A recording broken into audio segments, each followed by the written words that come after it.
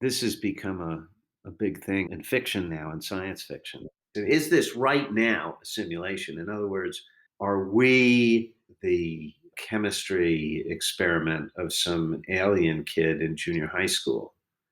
Because now, of course, we're starting to run simulations and they're getting very more and more complex. And so, of course, you have to ask yourself, well, if we really got much better at this, then could we make this as a simulation? So this has been thought about more and more. And the philosopher Nick Bostrom at Oxford, he's made what he calls the simulation argument, where he says that one of these three statements has to be true. Okay, one, in the multiverse, no civilization has advanced far enough that where they could run simulations as good as this, as good as what we see and experience. Or two, somebody got there, got that advanced, but they had no interest in doing it. And if neither of those two is true, then three, this is a simulation. And so if you think about the vastness of the multiverses, yeah, probably most civilizations self destruct before they get that good. And two, there might be a bunch of them if they got to that point. And if they got to that point, they were so advanced they could run simulations like this, then who knows what they'd be thinking?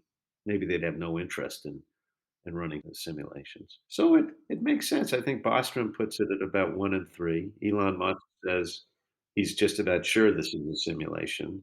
Now, but we find this in the writings of Nagarjuna, and we find this in the sutras fairly consistently. And we find the same thing in the Bible. Genesis chapter 1, verse 26. Let us make man in our own image. What? Let us make man in our own image. And of course, there are some preachers who are really running with this and saying that, wait a minute, simulation theory is the good news, right? But that's interesting. We have an echo of this in the religious tradition too. Now, what's cool about it, just from a pedagogical point of view, or from a learning point of view, is okay, Scott, if you could simulate, if you were advanced, right? You were that alien kid. What kind of a universe would you simulate? Would you simulate a universe where there was pain or evil or mosquitoes? We have the same question about the singularity that's popularized by Ray Kurzweil. When we reach such a state of advancement, we become almost like God, where we can live forever, we can manifest in whatever form or forms we want. What kind of a world would you create?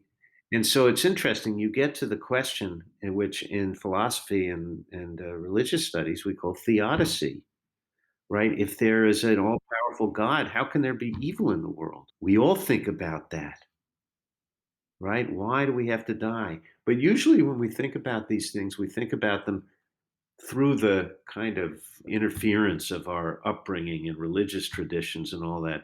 But you think about the singularity or about simulations, then you get right there kind of through the back door.